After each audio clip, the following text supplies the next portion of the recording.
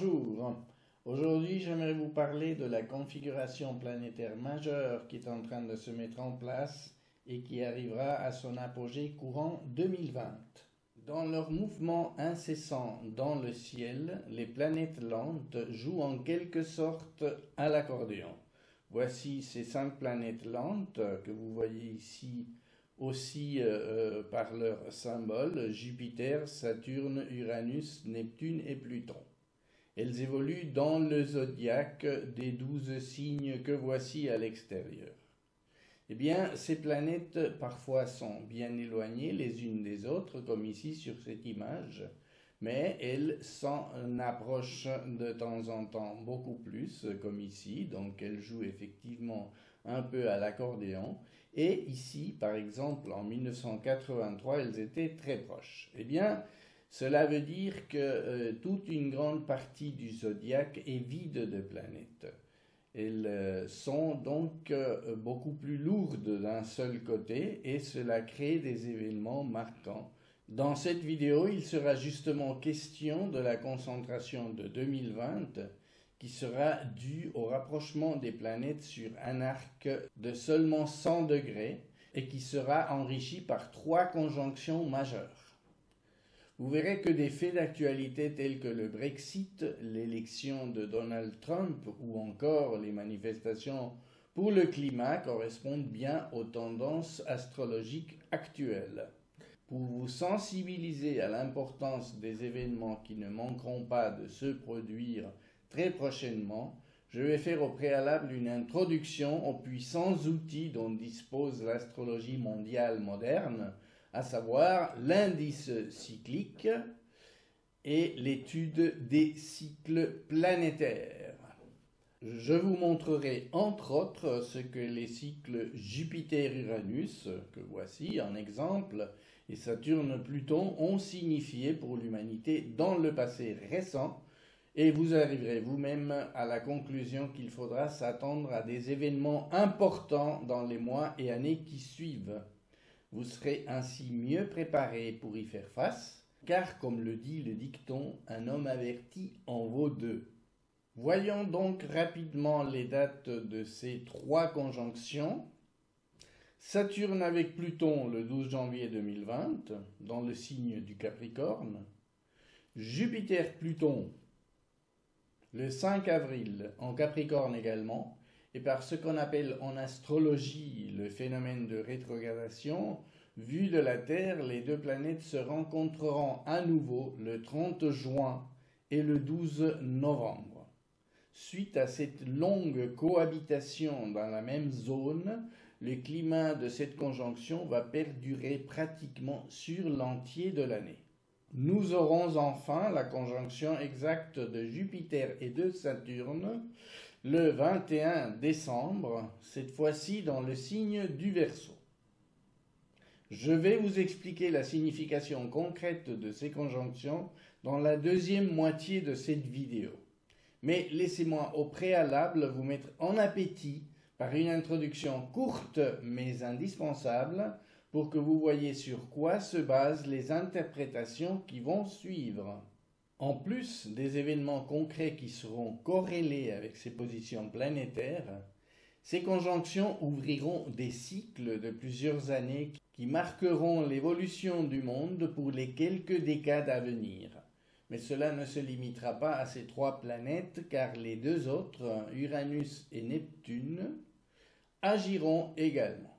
Voici les 10 cycles principaux avec leurs durées respectives par ordre croissant. Vous remarquerez que le cycle le plus court est Jupiter-Pluton avec 12 ans et demi et le plus long c'est Neptune-Pluton avec 492 ans. Donc à chaque moment, les 10 cycles évoluent au-dessus de nos têtes et définissent un climat astrologique composite que nous sommes amenés à déchiffrer et à traduire en tendances et en événements. Les cycles commencent à la conjonction, lorsque les 2 planètes sont présentes autour du même degré du zodiaque. C'est un angle de 0 degré, qui coïncide avec la naissance d'un nouveau courant historique. Ensuite, il passe par différentes phases ou aspects, comme on dit en astrologie, harmonique en bleu, comme ici le sextile, 60 degrés, et conflictuel en rouge, comme le carré, 90 degrés. Puis nous avons le trigone, 120 degrés, et enfin l'opposition lorsque les deux planètes sont en face l'une de l'autre. Cette opposition à 180 degrés crée un moment particulièrement important dans le cycle puisque c'est là que se définissent clairement ses réussites ou ses échecs. En ordre inverse, nous avons la nouvelle conjonction petit à petit qui va se former donc de façon progressive en faisant les aspects précédents mais dans l'ordre décroissant. La nouvelle conjonction démarre un nouveau cycle qui est une transformation du courant historique en question. En pratique, on admet toujours une différence de quelques degrés autour de l'angle exact appelé orbe en astrologie. Pour la petite histoire, la Révolution française de 1789 eut lieu sous la conjonction Jupiter-Uranus en Lion. Le cycle recommença lorsque Napoléon fut proclamé empereur le 18 mai 1804, alors que les deux planètes étaient encore dans l'orbe de leur nouvelle conjonction en Balance. Pour étudier une période donnée du point de vue astrologique, pour en donner une prévision mondiale cohérente, il faut évaluer l'état des 10 cycles et ensuite en faire une synthèse. On prend un couple de planètes, ici Jupiter et Uranus, on mesure l'arc, ici 127 degrés, donc c'est proche d'un trigone descendant puisqu'on va vers la nouvelle conjonction. Ensuite on prend un autre couple de planètes, ici Saturne, Neptune, et on mesure également l'arc, 57 degrés ici, donc c'est proche d'un sextile, etc., etc. Vous voyez que c'est quand même relativement laborieux si on veut évaluer une époque, une période sur la base seulement de ces arcs. C'est pourquoi certains spécialistes ont cherché un moyen d'évaluer les époques sur la base d'un indice global. Au XXe siècle, deux astrologues français ont observé puis interprété les concentrations de planètes qui se produisent de manière cyclique. Tout d'abord, Henri Gouchon remarqua le phénomène et le nomma indice de concentration planétaire. Par la suite, André Barbeau l'étudia en profondeur, le perfectionna et le rebaptisa indice cyclique. De quoi s'agit-il ? Ces planètes lentes forment des arcs entre elles, on l'a vu. Le plus petit à la conjonction est de 0 degré et le plus grand à l'opposition est de 180 degrés. Pour une date donnée, il s'agit d'additionner ces 10 arcs et l'on aura l'indice cyclique pour cette date. Il s'agit donc d'une opération purement arithmétique. Par exemple, voici ce que cela donne entre 1970 et 2000, où l'indice a varié entre 315 degrés et 1000 degrés environ. Si l'on veut l'indice sur une suite de plusieurs années, comme ici, on doit choisir la même date pour chaque année. Le choix de cette date en soi n'est pas critique. On pourrait par exemple choisir le 1er janvier, premier jour de l'année, ou le 21 mars, jour de l'équinoxe de printemps, peu importe, et l'indice ne changerait pas beaucoup car ne l'oublions pas, il s'agit des planètes lentes dont les arcs entre elles ne varient pas beaucoup d'un mois à l'autre. L'indice cyclique nous fournira donc une vision globale de l'ensemble des 10 cycles et nous permettra en un coup d'œil d'estimer le caractère de la configuration pour une période donnée. La surprise pour ces deux astrologues français fut de constater la puissance de cet outil. Une image étant plus parlante que 1000 mots, sur ce graphique, vous avez l'évolution de l'indice cyclique sur une période du siècle dernier qui va de 1900 à 1970. La date de calcul choisie pour chaque année est ici le 21 mars. Qu'est-ce que nous constatons? Des montées, des descentes, des pics et des creux. En regardant attentivement cette image, quelques évidences s'imposent. Les événements de crise ou de guerre se produisent majoritairement pendant les descentes et inversement, les périodes de prospérité et de croissance ont une préférence pour les montées. Voyez plutôt cette autre image, on voit bien les différences par rapport aux données historiques. J'ai marqué en rouge ici les périodes où il y a eu des crises ou des guerres, et en vert les périodes de croissance, de reconstruction, etc. Sur ce graphique, je vais vous montrer un peu le détail des événements en mettant en rouge les événements critiques et en vert les bons événements, on va dire. Bien sûr, certains événements sortent un peu de la tendance générale, mais cela reste une exception qui s'explique d'ailleurs en examinant le détail des cycles planétaires concernés. N'oublions pas qu'ici il s'agit d'un indice global, d'une tendance globale. L'examen attentif de cette courbe nous montre la pertinence de cet indice cyclique. Je ne vais pas tout vous lire dans le détail, je vous laisse faire pause à la vidéo à votre convenance pour en prendre connaissance. Je vous fais remarquer de prime abord que les deux guerres mondiales, ainsi que celles de Corée, d'Indochine, etc., correspondent bien à des descentes et des creux de la courbe. Les périodes de reconstruction correspondent bien à des remontées. Pour les 30 dernières années du siècle, que je vous avais montré un peu avant, nous avons eu ceci. Je mettrai l'accent sur la grave crise économique correspondante à ce creux et sur la chute du mur de Berlin correspondante à ce pic. Pour le reste, je vous invite à lire le détail en faisant un arrêt sur image si nécessaire. Cela vaut le coup de s'y pencher tranquillement et de constater que cet indice cyclique est un bon indicateur des événements historiques prépondérants. Bien sûr, tout cela mériterait un développement plus approfondi, mais ce n'est pas le but de cette vidéo. Les sociétés, les pays et le monde évoluent donc en synchronicité avec les mouvements globaux de ces planètes lentes.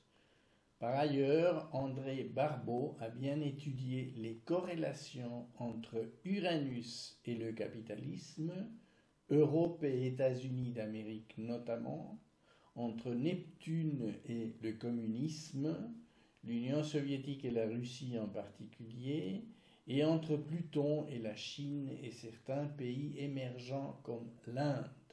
De plus, il y a une liaison certaine entre Jupiter et les périodes de paix et de croissance, et entre Saturne avec les crises et les guerres. Mais pas seulement, car Jupiter peut agir en tant qu'amplificateur de la tendance favorable ou défavorable définie par d'autres planètes, et Saturne peut donner un élan de responsabilité et de travail collectif quand il s'agit de reconstruire ou de restructurer. Je vous laisse lire ces quelques mots-clés non exhaustifs associés à ces planètes en astrologie mondiale.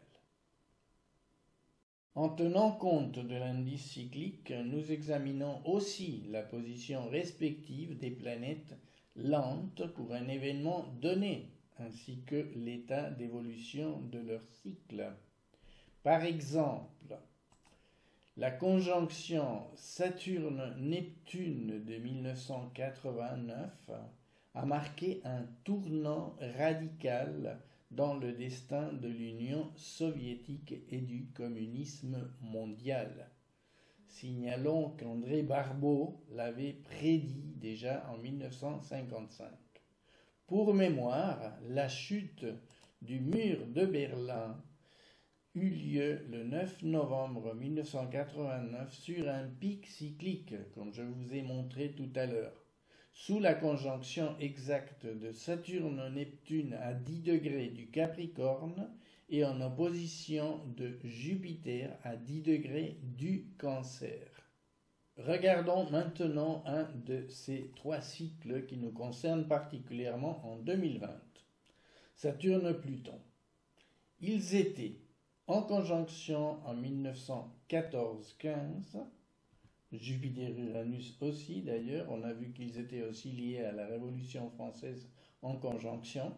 Saturne et Pluton étaient en carré au début de la Seconde Guerre mondiale, de nouveau en conjonction à la fin de la Deuxième Guerre mondiale et au début du plan Marshall, bien sûr aussi au début des premières tensions Est-Ouest, au début de la guerre d'Algérie en carré, en opposition lorsque les États-Unis sont entrés dans la guerre de Vietnam de manière active en 1965. Le 11 septembre 1973 eut le coup d'État militaire au Chili. Les deux planètes étaient en carré. Un peu plus tard, le début de la guerre du Kippour, en carré également, à l'origine du choc pétrolier qui provoqua une grande crise économique dont le monde souffrait encore en janvier 1982. Et sous l'opposition de 2001, le 11 septembre, l'attaque des tours jumelles à New York. On le voit donc, à chaque fois que ces deux planètes se trouvent en rapport conflictuel, carré, opposition, conjonction, on assiste généralement à des événements tendus et des événements lourds de conséquences. Avant de nous plonger dans la concentration planétaire de 2020, jetons un coup d'œil à l'indice cyclique tel qu'il se présente dans la première moitié de notre siècle, de 2000 à 2050. On le voit, nous sommes déjà sur la plus grande descente du siècle qui s'est amorcée en 2015 et qui aura son plus grand creux de 2020 à 2024. Voici les périodes qui se sont produites depuis le début du siècle. Je vous laisse regarder tranquillement leur description ici en faisant un arrêt sur image. Sur l'écran suivant, vous avez les événements plus détaillés des dernières 5 années de ce siècle, 2014 à 2019. Je vous laisse prendre connaissance tranquillement en faisant pause. Revenons à nos planètes, Saturne et Pluton, dont le dernier carré a eu lieu pendant le dernier creux de 2010, arrive à cette conjonction de 2020 dans ce climat morose en évoquant un changement de structure, une transformation. D'ailleurs, ils sont déjà dans l'orbe de cette conjonction et ce qu'ils annoncent pourrait se produire déjà dès maintenant. Je vais vous expliquer tout ça progressivement. Regardons déjà le cycle Jupiter-Uranus qui aura une complicité, disons, avec le cycle Saturne-Uranus. Jupiter sera en trigone décroissant fin 2019 et va évoluer avec Uranus vers un carré fin 2020. Voici la situation le 25 décembre. Qu'est-ce qu'on peut craindre? Je vous rappelle que Uranus représente le capitalisme. Et je vous rappelle également que les carrés sont des aspects conflictuels. Or, on voit que ici, en fin 2020, nous aurons deux carrés, Saturne-Uranus. Déjà actuellement, l'OCDE craint une récession imminente. Je pense que la guerre commerciale avec la Chine, une dette mondiale brutale, ainsi que les exercices périlleux de la finance mondiale avec les taux négatifs peuvent entraîner un effet domino aboutissant à des faillites en chaîne. Les conséquences du changement climatique sur les habitudes de consommation du citoyen lambda peuvent également jouer un rôle important sur la santé financière de certaines entreprises. Tout le monde le dit déjà, les ventes d'automobiles, par exemple, les voyages en avion, tout cela a du plomb dans l'aile. Et par conséquent, le système capitaliste peut en prendre un sérieux coup.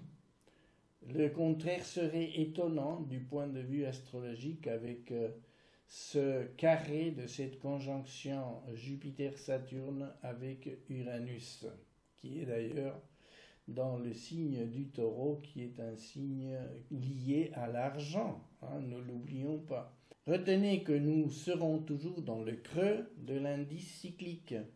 Ce carré qui se prolongera jusqu'en octobre 2022 mettra au jour les failles du système et rendra la situation très très critique pour le monde de la finance. Quant au cycle Jupiter-Neptune, je rappelle que Neptune concerne tout ce qui est collectif, social, égalitaire.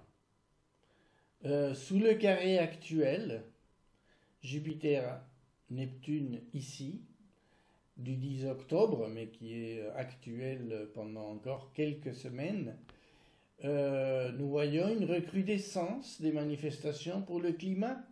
Les jeunes font des mobilisations sans précédent et revendiquent haut et fort l'action concrète des gouvernements et l'action urgente des gouvernements. Greta Thunberg affiche son indignation devant les dirigeants du monde à l'ONU et ne se fait pas que des amis. C'est clair que cela va avoir des conséquences à moyen et long terme non négligeables. Des voix s'élèvent pour dénoncer l'hystérie du changement climatique. Tout le monde ne veut pas y croire.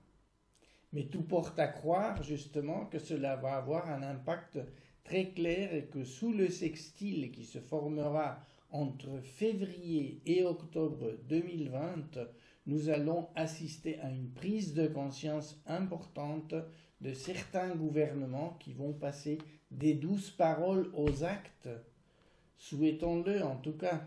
Ce cycle est à mettre en parallèle avec celui formé par Saturne et Neptune.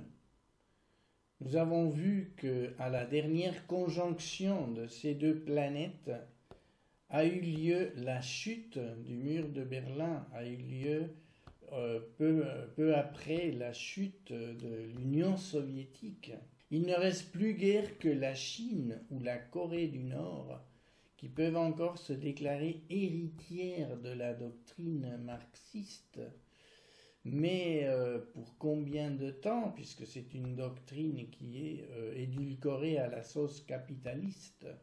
Je pense qu'à la prochaine conjonction de Saturne et de Neptune qui aura lieu autour de 2026, cela va marquer un tournant important pour la Chine en tout cas, peut-être aussi pour la Corée du Nord. Est-ce que ces gouvernements vont évoluer, vont changer ou vont peut-être même tomber? Il est trop tôt pour le dire et d'ailleurs je serais trop gonflé pour donner des prévisions là-dessus. Mais toujours est-il qu'il y aura forcément un transfert de la tendance collectiviste de Neptune vers d'autres mouvements. Et vu la tournure des événements vis-à-vis du réchauffement climatique, cela ne m'étonnerait pas qu'il y ait un mouvement collectif par rapport à tous ces problèmes mondiaux et qu'il y ait probablement une révolution, on pourrait dire, mais une révolution écologique, une révolution climatique qui doit se produire inévitablement, car, et c'est évident, nous ne pouvons plus continuer comme ça, comme le disent les manifestants, il n'y a pas de planète B, et ceci va devenir de plus en plus évident avec le temps, et cette conjonction future de Saturne et Neptune en 2026 ne va pas être anodine, j'en suis certain. Mais tout cela n'ira pas de soi dans un premier temps. Un changement de paradigme est en cours, certes, mais il y aura une progression de ce cycle qui en est à son sextile descendant depuis janvier 2019, qui est synchrone donc avec l'apparition de ces manifestations pour le climat et avec les protestations à Hong Kong. Il y en aura d'autres qui prendront de l'ampleur progressivement. Fin 2020, ces planètes seront en semi-carré, 45 degrés avec Neptune, et Mars sera en carré avec Pluton, avec Saturne, ce qui laisse craindre que ces mouvements collectifs seront soit réprimés par la force, soit instrumentalisés par les pouvoirs en place, soit affectés par des crises internes, soit accompagnés de manifestations de violence, surtout qu'ils seront synchrones avec ces deux carrés dont on a déjà parlé. Dans tous les cas, dans le contexte de la conjonction Saturne-Pluton, déjà en cours de formation actuellement, on peut craindre un début de la désagrégation de notre société telle que nous la connaissons, que ce soit pour des motifs économico-socio-politiques ou à cause d'un événement majeur de nature catastrophique, intentionnel ou non. Mais parions que d'autres modèles sociétaux verront le jour progressivement. J'ai encore à vous parler enfin des deux autres cycles naissants par conjonction en 2020. Jupiter-Saturne et Jupiter-Pluton. Le premier, bien étudié par André Barbeau, concerne principalement l'Union européenne. Il n'est pas difficile de deviner que son destin sera lié à la décision britannique du Brexit. Que ce Brexit ait lieu ou non, 2020 en sera marqué et l'Union européenne aura un nouveau départ de cycle, quel qu'il soit, qui se concrétisera autour de la conjonction exacte en décembre 2020. Le deuxième, Jupiter-Pluton, concernera principalement la Chine, actuellement en pleine guerre commerciale avec les États-Unis. Je pense que la tendance sera bonne pour ce pays, Jupiter étant lié à l'expansion, à la croissance et au progrès. Nous l'avons vu. Il est donc possible que la Chine tire son épingle du jeu et finisse par devenir la première puissance économique mondiale. On a vu aussi qu'elle est en restructuration également. C'est une situation compliquée pour la Chine et surtout en vue de ce renouveau de cycle Saturne-Neptune que j'évoquais tout à l'heure. On l'a vu, cette fin 2020 ne sera pas de tout repos. D'autre part, Jupiter agit comme un amplificateur et il amplifie donc toute cette conjonction. Cette conjonction triple, Jupiter-Saturne, Jupiter-Pluton et Saturne-Pluton. Le poids lourd de cette configuration, c'est quand même la conjonction de Saturne et Pluton. On a vu tout à l'heure que les contacts entre ces planètes ont très souvent amené des situations conflictuelles et lourdes. Des transformations importantes vont voir le jour prochainement. Notre société fera preuve de résilience, j'en suis convaincu, comme elle nous l'a montré déjà dans d'autres occasions difficiles qu'elle a déjà vécues à plusieurs moments de son histoire. On doit donc s'attendre à une année 2020, et pas seulement 2020, 2021, 2022, etc., difficile à plusieurs points de vue, et ces années marqueront un tournant de notre évolution. Il s'agira pour chacun de nous de la négocier le mieux possible. Il faudra être prêt à modifier nos habitudes bien ancrées, à nous adapter aux changements qui ne manqueront pas de se produire. Je suis néanmoins optimiste, car nous en avons déjà vu d'autres. Gageons que nous, les humains, saurons accueillir de bon cœur une nouvelle mutation de notre société qui aura certainement des répercussions importantes sur les décades à venir. Le monde est entre nos mains, en quelque sorte. Soyons capables d'en faire un monde meilleur. Voilà ce que je voulais vous dire aujourd'hui. J'espère que ces quelques indications vous aideront à passer l'année 2020 de façon plus consciente. Je vous remercie de l'intérêt pour mon travail. Je vous donne rendez-vous à une prochaine vidéo. Je vous dis au revoir et à bientôt.